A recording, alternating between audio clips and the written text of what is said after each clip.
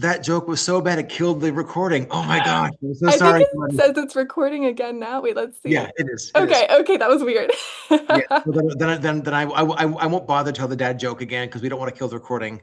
So again, my name is Christopher. I lead accessibility and disability innovation for EMEA, which means Africa, Middle East, and Europe. I sit across all products, which means I get people asking me questions about everything from Android to Workspace to YouTube to Google Cloud and stuff like that. Um, just as a quick background on my context, because I think that's important. I'm from California. I'm living in London now, but you can tell I'm clearly not from here. Born and raised near San Francisco, and I was a trained musician. I studied classical music in school. I wanted to be an opera singer, but then I wasn't very good. So in the mid 90s, I made this realization I was making more money waiting on tables than I was singing. And I thought it meant something. So I was fortunate enough to join tech. Within a year, I was at Apple, where I worked on the first iPod. I worked on the first iTunes, the towers in Final Cut Studio. Then I went to Sony Ericsson and made phones for a couple of years. I spent a year at Disney Mobile making games. And I've been here at Google for 14 years. And here at Google is where I learned about accessibility because my product wasn't accessible. I was the lead technical program manager, and we had someone who's blind came in and turned on the screen reader. I heard button, button, button, button. I said, "What's that?" And she said, "Well, this is Google Play Music for someone who's blind." Well, God, that's stupid. How do they use it? She said, "They don't. That's why I'm here." And they couldn't look away. I didn't know anything about disability. I didn't know anything about accessibility. My grandparents were just old. They weren't deaf. Um, I was just rubbish at spelling and reading. I wasn't dyslexic, but all of these things are true. I came to my realization that I'm dyslexic because of the work that I did in accessibility, and I just worked really hard and failed many, many times. So my path to realizing who I am and my limits and my strengths came as a result of that conversation 10 plus years ago. Within a couple of months, I volunteered to take on accessibility for Google Play, the suite of products, and then later did it for the whole company. 6 years ago, I had the idea that Google wasn't getting ready for the European Accessibility Act, some important legislation that came out of the EU, and I pitched my job to my boss, and they said yes. So I moved the family here 5 years ago, and we built the ADC, which is where I'm sitting. It's a space where we teach about inclusive design, accessibility. We teach about progress over perfection, disability-led innovation. We show off a bunch of cool stuff. So those of you who are near London and can come to the center, I really strongly recommend that you do. It's a great place. We now have 6 of them across the region. And in September, we'll have 3 more. This year, we're opening new sites in Warsaw, Sao Paulo, Brazil, and New York City. So this idea that we had here in London, we're exporting back to the US, which feels kind of good. So that's who I am, and it's what I do here. Great, thank you, Christopher. I think if anyone has any questions, feel free to put it in. And then I think in the meantime, it would be, I know we've had some people before like ask about what type of, I guess not like hacks, but like what type of resources they might not be aware of that could help them with their work, what type of things they should be asking their employer to implement if Google is part of their programming. Um, and yeah, what type of little things that they might not be aware of if they've been using Google over the past few decades. I think for me, the most exciting time has happened in probably the past 2 years when it comes to my ability to consume information. Um, I use the autocomplete features a lot. In fact, the newer ones that we're seeing in Gmail, every single email, it is finding half complete words. It's finding sentences that I can tighten up. It's the autocomplete in Gmail is an everyday lifesaver for me, and it's free. It just comes in Gmail. The autocomplete and keyboards have saved me an awful lot. So these are quote unquote AI. They're not the super fancy large language model stuff, but they're improved by them. I think what I want to say first is that the trips that work for you best are the ones that matter. They could be digital, they could be physical, and there's no crime in having a mixture in multiple tools. I know some people are really helped by the colored sheets with a line on it. That's really helpful for people.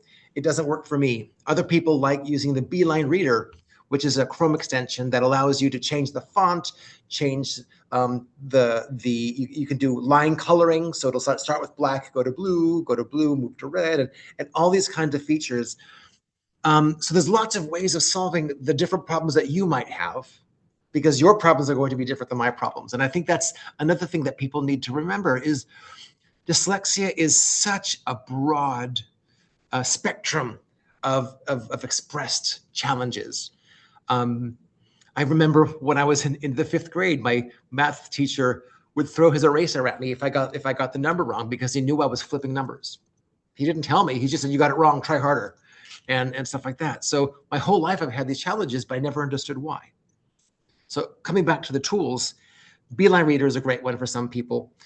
It's a paid subscription, but it's a good tool. And I think an important thing that we show here at Google is not just Google things. We also show stuff from Microsoft and Sony and Samsung and you name it. So we intentionally show third-party tools. So this is a really good one.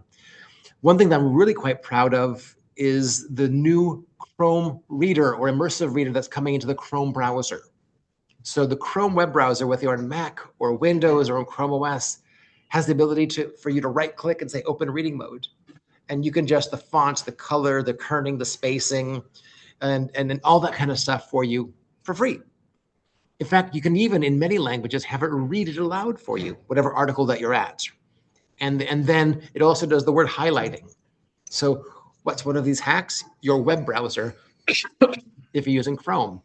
And Microsoft does really good work. I would not be surprised if they didn't have a similar feature in Edge as well.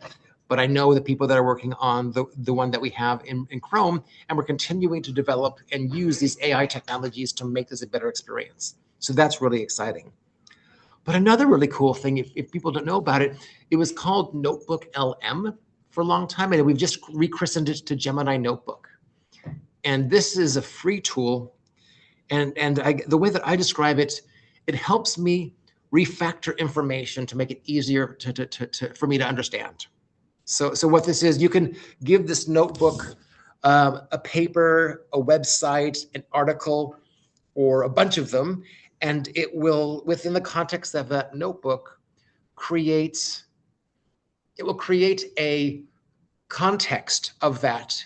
It's completely ground in that space. So it won't infer things from google.com. It will make fewer assumptions. So the hallucinations are far less. It's still AI. Hallucinations sometimes happen, but it's much less likely to happen within this context of a notebook.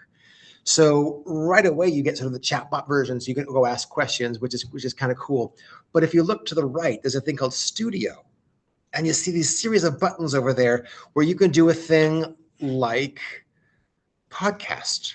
And you get two people talking about the content that you shared. Or you can do a mind map, which I really like, because I tend to sort of like read half of one paragraph and sort of somehow skip to another part of a different paragraph and merge them and get confused. But the mind map helps me make sure that these thoughts these relationships are deeply understood. I also really like the infographic. You can ask it to generate infographics for you, or even a video, or a quiz, or all these different ways of taking in the information that's helpful for you. And some people need multiple. I'm an audio and reading kind of guy. If I can read it and hear it at the same time, I'm best. But if it's really complicated, if it's a big doc, it's not worth the effort for me, because I can't guarantee that I'm going to get it right. So I let this help me understand it better, because it's helping me. AI is never going to solve problems. What it is, it's a tool to help us solve our own problems, because it's our context, it's our limitations, it's our challenge. The AI can't know that. But the more we can help it understand how we need it, the better it can help us. So I hope this is helpful for you. Great. Thank you. I had a question come in about how do you all involve people with dyslexia or other neurodiversities when you're designing these products or features or your lab, etc.? Yeah, so we're a large company, and like 180 plus thousand people.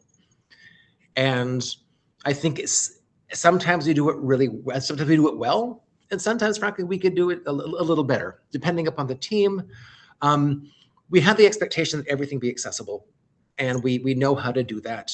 Sometimes things go wrong, a bug will happen and stuff like that. But when we do it right, and this is what I want to sort of lean in on, we involve the community as part of the research to understand what are the problems that we can solve, and what are the things that we can do to make it better. Because even if we've done one thing, it might help it for some people, but more people, if we make another change, it'll be better, and if we make more changes, it'll be better, because everyone's needs are different. So when we do it right, we involve the community in to help us understand what's the thing that we want to be able to solve. And then we go back and play with it, build a couple prototypes, and then we come back to the community and say, okay, here's two different versions or three different versions. What do you think? How is it working for you? Is this helpful? Is it not helpful? How can we make it better? And we'll likely do several iterations of something that's bespoke and unique. We also have what we call the trusted tester program. We have people of different dimensions of disability, whether it's neurodivergence or a sensory disability, and we will sometimes send them under NDA an application or a piece of hardware if we want to test a specific feature with a broader group of people. And then the reality is that even if we test with 1,000 people, if there's 1,000,000 people, you've only tested for less than 1%. So we also have, in many languages, free support for people with disabilities across most Google products. So it's g.co/disability support is the URL where you can find out the times, places, methods with which you can communicate with us. So g.co/disability support, all one word. So to wrap, when we do it well, we take the ideas with and from the community, because only someone who's dyslexic can tell us what's broken and what's not working, and then what hacks we have to try to make it better. And then we take it, iterate with the community with prototypes, run a couple user studies, a couple user research passes, try to improve upon it, ship it, and then hope for the best. Great, thank you. And I think also that kind of leads into some of the questions I've had regarding the like what to expect at the tour or the in-person visit, in terms of what people coming should expect. Yeah, so a tour has the general shape of you come into the workshop here. This is the table where you'll literally be sitting at. And this is my buddy Hans. He's a part of the team. And we sit and learn who you are and ask, how can we make the tour better for you? Or you can come in and say, hey, listen, we're here because we want to lean into disability or dyslexia. In fact, I would recommend, as you work with Hans to facilitate the tour, make sure we know ahead of time some of the questions that you want to answer, because the person you would be talking to may not be an expert. This will give them a chance to do some homework to be able to provide you really meaningful answers. So you start off here and we talk about some of the key themes like progress over perfection, disability-led innovation, joy as opposed to just conformance and stuff like that. We literally talk about spoons, talk about straws, how different straws can be a metaphor for different kind of abilities. And then we have a wall of video games, 3 stations of video games where we demonstrate different kinds of assistive tech, whether it's a Tobii eye tracker, Xbox adaptive controller, or the accessible controller from PlayStation. We've got a table of mainstream kits, everything from like a Braille slate to sim specs, a tactile watch. And then we've got different stations on disability. We have one specifically for neurodiversity, one for dexterity and speech, one for hearing, and one for vision. And tour takes about an hour. You'll get snacks, you get drinks. You're not allowed to leave Google hungry. And hopefully you'll leave here having seen or learned something that you didn't know before. If you're coming in here to have a lecture on the latest of AI, you're going to be disappointed. We've designed the space to be approachable, accessible in all senses of the word, and helpful for as many people as we can be. It's not for an accessibility expert to try to learn the absolute latest nitpicky thing of workspace, Braille display, blah, blah, blah. Great. And speaking of AI, I did have a question though come through about AI. More Yeah. just how do you see like Google differing from programs like ChatGPT and Claude, just finding it all confusing with so many different things, like so many different programs and things coming out? Think of AI as a Lego brick. And some people play with blue bricks, some people play with green bricks, some people play with red bricks. And the AI is just a brick. It's just a tool that you would use in your workflow. It's a tool that you would use in your application. It's just a tool. And ChatGPT does some things well, Claude does some things well, and we do some things well. But the advantage that Google has is that we're able to put it in things like your web browser and your operating systems and your workspace. And we have the ability to take these AI bricks and put them in places where people are. So we have the chatbots, but we also have a great real life experience where you could go to what's called Gemini Live and say, read this aloud for me. Or you can say, what does this mean? What is this talking about? I don't get it. Or explain this to me like I'm a 5-year-old. However you want to engage, we will do our best to try to meet you where you are. And again, each AI, they're basically the same at this point, and some are better at different kinds of things. I know some people that use multiple based off what they're trying to do. They'll use Gemini for deep research and making images. They'll use ChatGPT as their therapist and use Claude for their website. Just depending upon what they're trying to do, 9 times out of 10, they're basically the same and good enough for most purposes. It's when you get into those higher end, that's where you start seeing the differences, whether it's coding versus deep research. That's where you'll see one might be better than the other. But frankly, tomorrow it could change because things are going so fast. Just because something's true today doesn't mean it's going to be true tomorrow. Great. And how would you say for someone who is in a manager position, how should they, if they're working with someone or someone with like a neurodiversity, are there any aspects that they should be looking for in the future of how to make a workplace more inclusive with Google tools? I think the first thing you need to do is listen to the needs of your employee. Trust them to tell you what they need. And then do what you can to try to support them as best as you can within the context and constraints of your tech. If you're a company that uses Google, lean into things like the Gemini. It's a brilliant tool, and it should be part of your workspace instance. If you're not, Copilot does some great things. But I think the most important thing, whether it's Google tools or not, is to listen to your staff. They can tell you what they need, and then see and work together. It's going to take some time to figure out to get into the vibe, but give yourself some time and give them some permission to flail a little bit, because we don't know what tools always work for us. Because if I'm used to Gemini, I have to go to Copilot. It's like learning manual versus stick shift in terms of driving. I know how to drive, but I don't know how to do it that way. So be patient and flexible with your employee as you learn what tools work best for them, and then also realize some of them have some constraints in terms of data protection. So for example, there's a really great tool that a lot of companies can't and governments can't use called Grammarly. Grammarly, and the reason this is, Grammarly takes your data, sends it to their cloud, they munge on it and bring it back. And at Google, for example, we can't use Grammarly because of that reason. So that's a tool that I can't use. So don't tell somebody to use Grammarly if he's not allowed to use it. So that's why I say ask them what problems they're trying to solve, and then see what you could do within the context of your company. In fact, this reminds me, I think an important thing to think about is the person that's not neurodivergent, whether there is ADHD or dyslexia or whatever, we're not broken. We just need a little help. We need a little help with certain kinds of things. The same way someone who is short, like a kid, needs help up on a chair, or someone in a wheelchair needs a lift.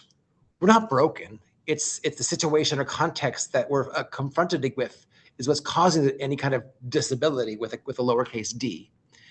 This is the social model of disability as opposed to the medical model. The medical model is, you are dyslexic. Here is your prescription of take 3 Beeline readers, 2 Grammarlys, and a Chrome browser, and call me in the morning. That's not what's going to do it. You can't be fixed because we're not broken. What we do is need a little help for the things that we're trying to get done. And each of us needs a slightly different kind of help. So that's why I say be curious, be humble, and be open for what your employee needs. Great, thank you. I had one question, say if there was like one accessibility feature that doesn't exist today, but you hope exists in the coming years, what would that be? We're coming to one now. It's not here yet. Um, I'm sure y'all have seen that the Meta glasses with the cameras and the AI can talk to you. And I've been working in this space around AI and wearables since my time at Sony Ericsson. So this is like 16 years ago. I've been working on XR. But for me, this combination of XR and accessibility and AI is really powerful because here's a situation where I can have a pair of glasses on my face and I can go to a bar, I can go to a lecture, and I can ask for them to read something to me or tell me what they're trying to say in this big wall of text. So we're at this point where and Google has announced that we're going to be shipping things like this year. So we're going to see some really interesting competition in this world coming soon, where Meta and Google and probably Apple at some point will all be sharing different kinds of heads of glasses that can help you be in your world. And the AI will get to know us if you let it, and it will be able to help us with the things that we have a hard time doing, whether it comes to words or audio or directions or information. As it gets better, we will be more easily served by this technology. And that's why I say we're sort of at day zero. We're just getting started. It's not going to be great at the beginning, but it's going to be a lot better than what we've had up until now. And then I'm really excited to see the technology get better and better over time. Great, thank you. I love that optimism. And this kind of touches on, I know we've already talked about AI, but I had another question come in on just like how do you think like AI will change workplace accommodations and how will those look in the future? I know you kind of chatted about that, but Yeah, there's lots of, so for me, what could be really interesting is if you think, because the AI is a tool, it's just a brick. Everyone's a brick is going to be slightly different. So what we could get to, or again, we're not here now, but I sort of looking into the future, I can see that the AI could become this, not assistant, but this sort of layer between me and the stuff that's around me, helping me at all times understand what's coming in. Here's a 50-page paper. I need you to provide a quote, or I need you to provide a review of this in 5 days. I would freak out. But if I could have a Gemini help me understand what it is without my having to ask, that would be really cool. Or here's a deck that comes in. Here's what it means without my having to ask, and having it get to know me and my preferences. So it sort of becomes like a translator between me and the things that are out there in the world. That's going to be a really neat period of time. And the more you can share your preferences with it, meaning the more you trust it, the more it can be helpful. But it has to be helpful without context, without any of your private information. It has to be useful there. But if you could learn to trust it, if it's proven itself for you, it could do more of these things on your behalf, like translating it in the way that you like it. I like everything in bullet points. If I have to have a wall of text, I'll ask it to put in bullet points so I can read it better, because I get stuck, I get confused in the lines. So if I could have everything come to me in bullet points without my having to ask, I'll be better served. So it's that kind of translation layer that sits around my information flow that can make things really easier for me. And then I can type in bullet points and it'll turn it back into prose. And then so people don't have to be stuck with my way of thinking. great, thank you. And if like after today, if there was like one habit of using technology, what would you recommend for people to make stuff more efficient or to have technology work more for them instead of being a brain drain? Yeah. I think the most important, especially now as things are changing so fast, be curious and give yourself time to learn some of these new tools. So that's one part, is be open to change. Two, try to help each other. Because what I find, someone asks a question that I've never thought of, and I get, oh, that's really cool. I'm gonna go figure this out. And then by helping somebody else, I learn something for myself. So we're in this period of great transition and great change and great rapid advancement. Stay curious, be willing to help each other because we're all in this together. And then the third is be wary. I'm so optimistic, but don't trust it until you can trust it. There's a concept of human in the loop for AI, and especially when it comes to decisions, we must always be in the loop. But even when it comes to things like synopses and abstracts, you still should double check to make sure that it's not making a mistake. So, for example, the way that I use Gemini is I ask for it to tell me what are the key factors of this document with page numbers. So I can go and figure out where it is and validate that it actually says that. But more importantly, that for me, it's easier for me to hang a fact on a thought. So I will sort of work my way up. I'll go backwards in the paper and read my way up to that point, so I can see how they built up the argument to that point. So it has a better chance of sinking in. So I don't trust these abstracts by default. So I ask it to give me what I need to help me remember it better and also make sure that it's correct. Now, the AI is going to get better over time, but we're still at a point where hallucination is real. Even so, you should be still wary of what it puts out and give yourself the time to validate that it's correct. It's still going to save us time compared to having to read a 50-page document by yourself. It'll still save you time, but then you could be more sure that you understand it better because you've taken the steps to validate it yourself. Great, thank you. If anyone has any more questions, feel free to put them in the chat or message me directly. Oh wait, we have one come in. I have dyslexia, and that is exactly how I'm trying to use AI currently. The translation and Q&A for learning the way I need to. Are there any ways to make sure it doesn't hallucinate for critical information? You can give instructions in the prompt saying, please don't do any inference. You can explicitly say, please don't make any inferences, just base everything on the facts. That reduces. I don't know of any way for it to 100% completely eliminate. So this is why I'd say do sort of layers of defenses. Put in, show me what it says, show me where it says it so I can find out, and then validate yourself. Even if you say don't do any inferences, it's possible for it to make a mistake. Great, thank you so much. If anyone has any other questions, Actually, and so that's kind of what it happens in Notebook LM. So maybe if you're doing something that's for more research, maybe you want to play with Gemini Notebook and see if that helps you. Whoever that was, I'm sorry. No worries. Great. Thank you so much for that context. If anyone else has any other questions, feel free to put them in the chat. And also you can message me directly if you'd rather do that. If I don't have anything else come in, Chris, it'd be great to just kind of have some final thoughts.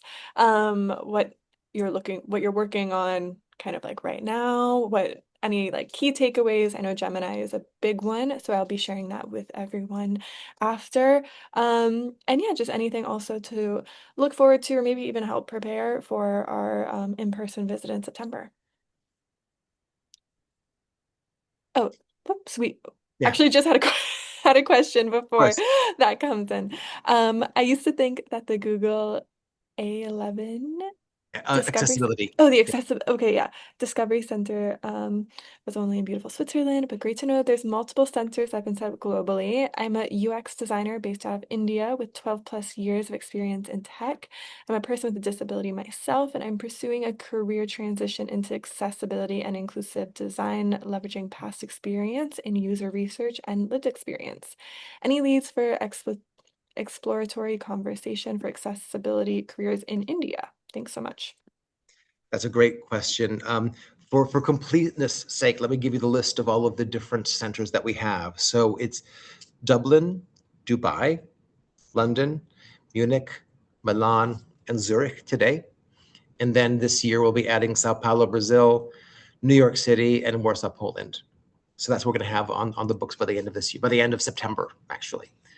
So we have these. So it's exciting to see these things grow, and I hope to see them grow even farther, even into India or Asia. I can't making any commitments, but that's of great interest to me. I appreciate the profound impact that a broader understanding of the assistive technologies can have in the global south. I literally wear a Kenyan bracelet on my wrist every day to remind me that everything that we have to build has to be thoughtful and work in the south. And I'm not always successful, but if you don't have the intention, if you don't have the thought, it's not going to happen. So to whoever this was, yes, there are ideas of trying to bring centers and drive more work around accessibility in India and in the global south as a whole. Language, for example, is a really interesting challenge. There's 7,000 languages in the world, and Translate has several hundred. There's a lot of work to do. Coming back to sort of some of the key takeaways, I think the biggest thing is tempered curiosity. It's be optimistic and be curious because things are changing a lot, but also make sure that it's serving you the way that you want it, and realize there are things you can do to make it better for you. You can say, I prefer, you can give prompts to it to say, I prefer things in bullet points. Give me a synopsis at the beginning, or TLDR. And then so it can format the information that comes to you in that way. So play with, be curious with how to express yourself and to get the information out of these AI tools that are helpful. But know that the technology and form factors are advancing. So when we get to this point of having the wearables, now we can start using translation. You can start having it read things for you. Google Translate can do these things in speech. So that'll be really fun. There's latency issues, so I wouldn't use it for necessarily a conference, but it's great for a restaurant. So as these technologies get better and better over time, and when you don't have to keep your phone in your hand, then you'll be able to do more and more things. Of course, you'll probably need to have a battery in your pocket, because these things will certainly need power. But the more you have access to this kind of information in easier ways for you to consume it, the more it can be helpful. Great, thank you so much for that great conclusion. I did just have another question come in to see if there's anything that Google could help with for this. Someone has a conference in Spain, and some events will be hosted in Spanish. Does Google have any translation apps besides just like recording and translating later, or any offerings with translations? Well, Google Translate works quite well in a Mhm. live situation, but also Google Meet has the ability to do real-time translation, and it's not pre-recorded. It does real time. So if you can dial in remotely, or maybe just sit in the back of a room, you could actually have it translated between languages. Great, thank you so much. Thanks for sharing that. And I think those are all the questions we have. So thank you so much for everyone for joining. As always, this is going to be, or this has been recorded, and I'll be able to share it with you all after, and it'll be available on demand if there was anything you didn't catch, or if you have any questions. I hope to have you all join Chris in September for the tour. And if there's any questions in the meantime, just let me know. And thank you again, Chris, so much for being here today, volunteering your time. Oh, wait, sorry. I think we have one more question before we sign off. So thank you all, everyone, Oh, I for think it was having just these come in. thank you. Oh, great. Oh, perfect. Perfect. Yes. Thank you so much, Chris, for having us today and for hosting this. And thank you all, everyone, for joining and sending in your questions and being with us today. Thank you all very much. This is a fun chat. Thank you so Thanks for much. picking Have up, a Lee. good rest of your day and have a great weekend, Thank you everyone. all. Bye bye. Bye.